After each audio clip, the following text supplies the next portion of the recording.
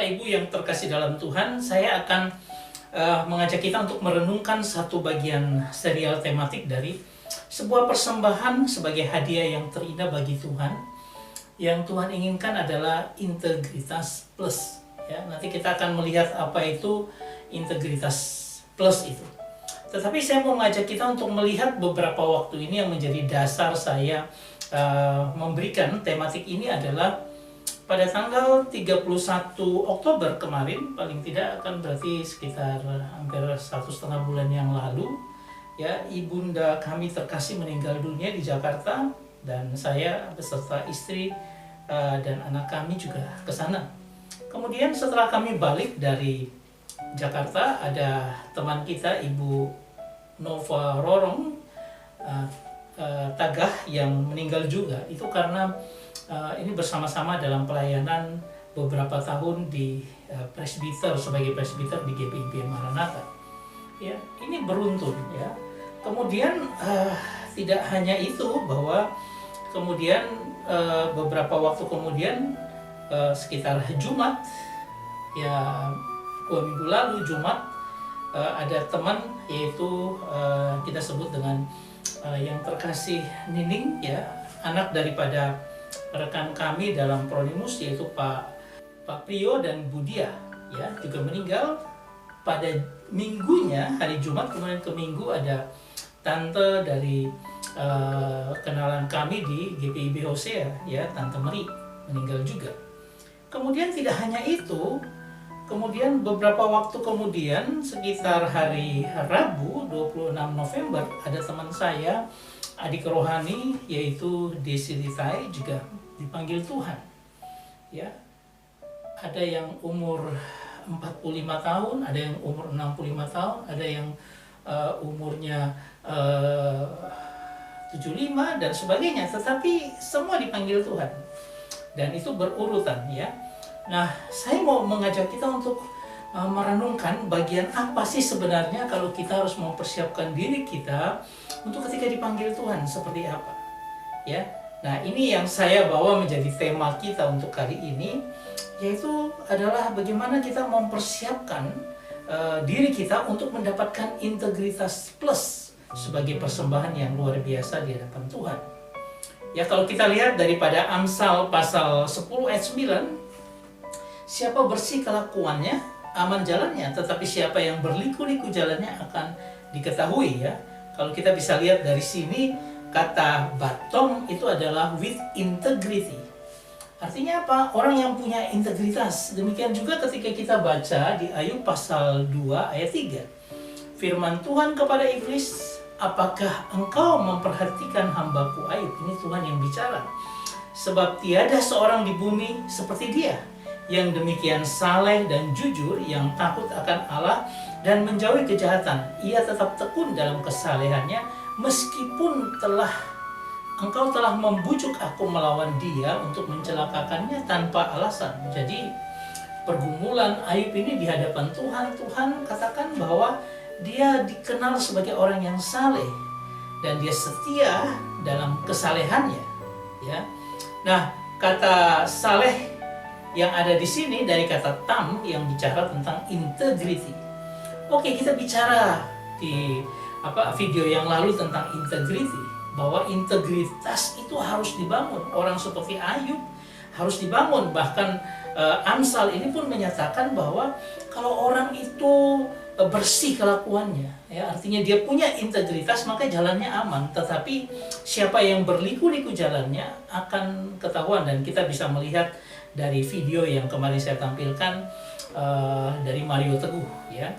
Nah, apa itu integritas plus? Kalau kita melihat bahwa ini adalah gambaran tentang bagaimana Ayub yang sebenarnya hidupnya itu adalah orang yang penuh dengan integritas, kesalehan itu ada, tetapi Tuhan harus menambahkan sesuatu lagi dalam hidupnya, yaitu apa? Ketika dia mengalami pergumulan dan penderitaan, akan dilihat bagaimana integritasnya.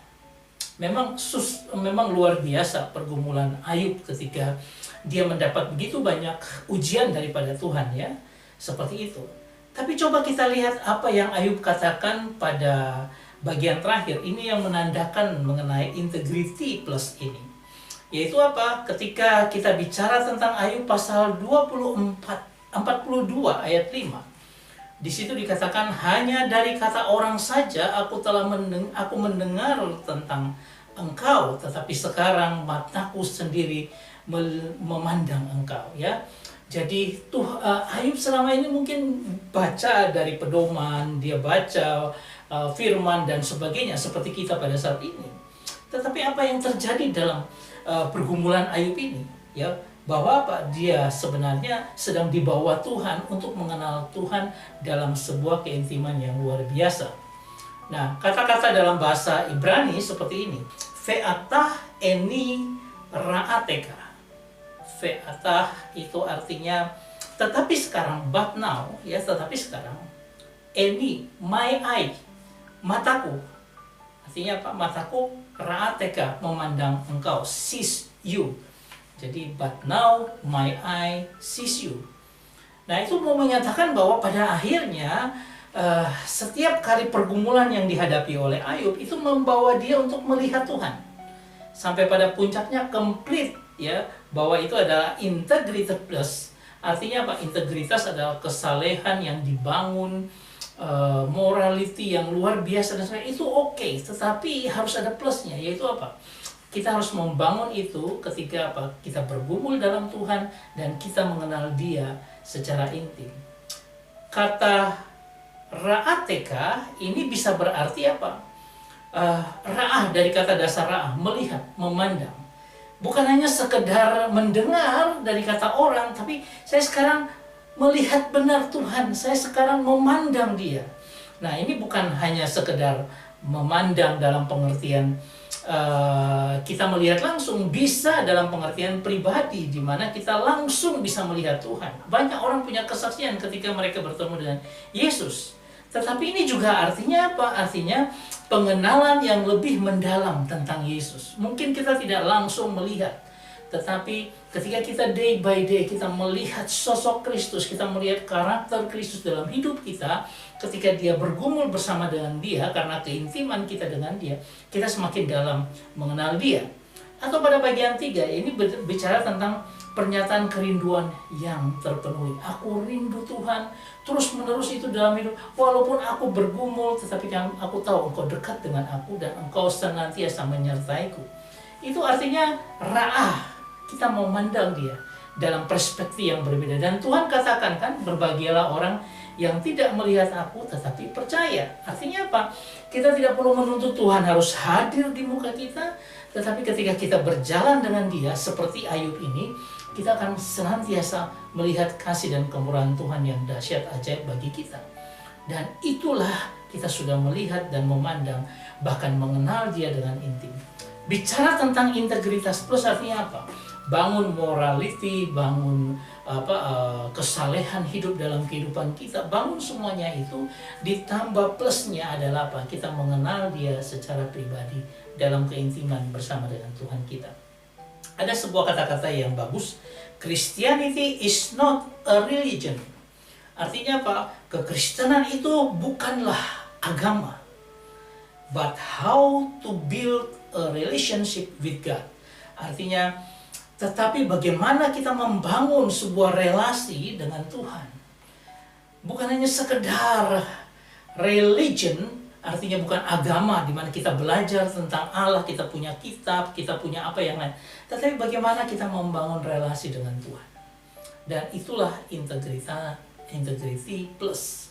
Di mana kita membangun kesalehan itu dalam kehidupan kita, tetapi kita juga di tengah pergumulan kita, di tengah dunia ini, kita membangun sebuah kedekatan dengan Tuhan. Saudara terkasih, ada sebuah film yang saya lihat ya, yang lumayan ini bicara tentang bagaimana kita mempersembahkan apa yang Tuhan inginkan. Ya, ini kisah tentang Esther. Satu waktu kalau mereka sudah selesai dengan pendidikan untuk menjadi calon ratu, mereka dibawa kepada sebuah perbendaharaan, gudang perbendaharaan harta daripada raja. Kemudian dikatakan kamu pilih salah satu dan itu akan tetap menjadi milikmu walaupun kamu tidak terpilih menjadi ratu, ya. Dan Namanya wanita, perempuan ini mereka memilih dengan cepat dan pengen dapat yang emas, permata dan sebagainya. Tetapi berbeda dengan Esther, ya, dia tidak tertarik dengan semuanya itu. Tapi dia tahu bahwa apa yang diinginkan raja itu akan diketahui orang terdekat. Dan dia minta petunjuk, ya, dari ini wakil raja atau orang yang dekat dengan raja. Dan dia memberikan sebuah kalung yang begitu sederhana, tidak mewah dengan emas dan sebagainya, tapi itu permata yang luar biasa. Dan itulah yang dipakai Esther ketika dia menghadap baginda raja. Itu persembahan yang luar biasa, dan ketika dia bawa dan raja bisa menerimanya, dan akhirnya Esther menjadi ratu di kerajaan Persia pada waktu itu. Ya.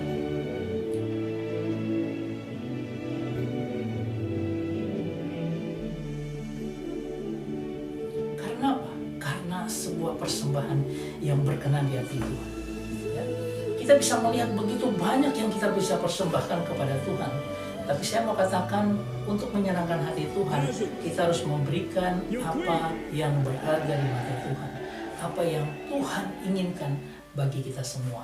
Saudara yang terkasih, saya mengajak kita untuk melihat satu bagian ayat lagi, yaitu persembahan yang punya nilai di hadapan Tuhan.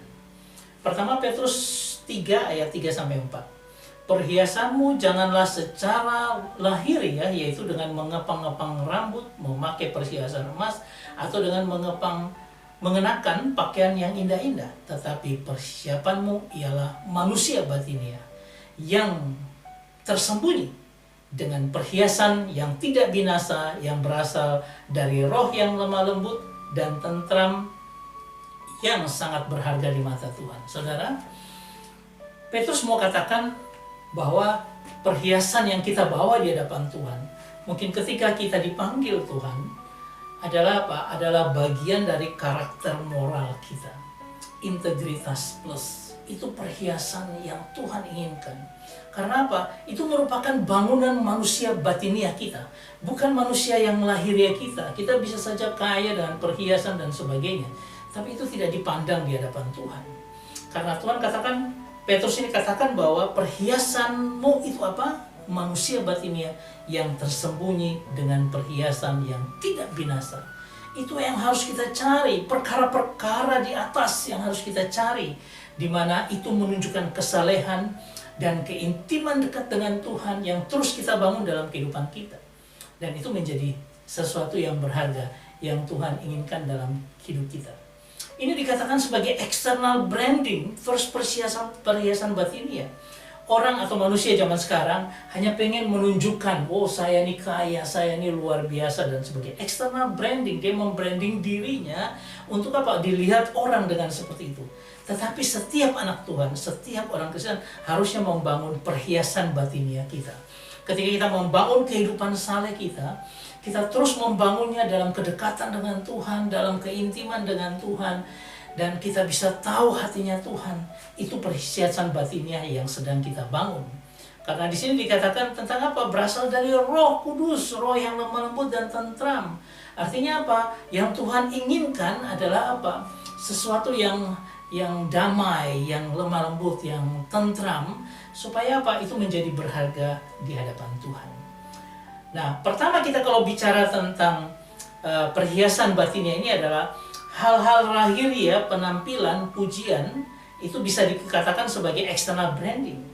Atau apa? Atau membangun manusia rohani yang kuat. Ini dua hal yang harus kita bangun. Kita tidak perlu membangun hal-hal yang lahiriah, itu akan habis binasa. Penampilan atau kita pengen pujian, tetapi kita harus membangun manusia rohani yang kuat.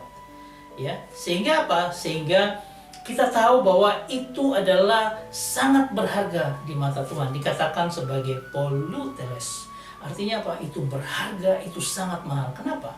Karena kehidupan rohani kita yang sudah ditebus Tuhan dengan darahnya yang mahal, itu harusnya menjadi bagian dalam kehidupan kita. Dan kita semakin hari dibangun dengan kuat rohaninya. Karena apa? Darah yang mahal itu, darah Yesus, itu yang menjadi dasar atau fondasi dari bangunan batiniah kita. Sehingga saya setiap kali dorong kita untuk apa? Untuk bangun manusia batinnya kita. Saudara yang terkasih, saya ingin kita merefleksikan bagi kita saat ini tentang apa yang kita renungkan hari ini. Kita bicara tentang time of life, di mana waktu hidup kita tidak tahu sampai dengan kapan. Tapi coba kita melihat pertanyaan seperti berikut. Sudahkah kita menggunakan waktu hidup kita saat ini dengan sebaik-baiknya? Hidup rohani kita dengan sungguh-sungguh kita bangun di hadapan Tuhan. Sudah kita pakai waktu kita, mumpung kita masih tidak seperti teman-teman kita yang sudah dipanggil Tuhan, tetapi kita sekarang ini membangun sebuah waktu kita hidup yang berguna, waktu kita hidup yang berkenan di hadapan Tuhan, dan kita mempersiapkan hidup kita dengan baik. Sudahkah demikian? Atau kita bertanya tentang building a life full of integrity plus, di mana apakah saya sudah membangun akan hidup yang penuh dengan integritas plus, sebuah bangunan integritas yang luar biasa ditambah dengan kedekatan dengan Tuhan, membuat kita akan menjadi luar biasa. Pertanyaannya begini, sudahkah kita membangun kehidupan spiritual rohani yang terus-menerus dewasa dalam Kristus? Apa kita sudah membangun itu? Pertanyaan yang ketiga bagi kita, presenting the best adornment. Apakah kita sudah mempersiapkan persembahan yang berharga di mata Tuhan?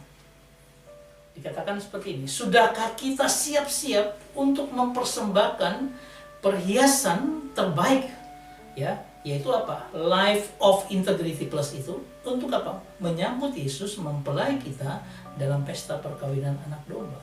Kita bisa gambarkan seperti ini, ya, di mana Kristus mempelai pria dan kita mempelai wanita, dan kita memberikan sesuatu persembahan yang luar biasa ketika kita bertemu dengan Kristus sebagai persembahan kita yang berharga di mata Tuhan.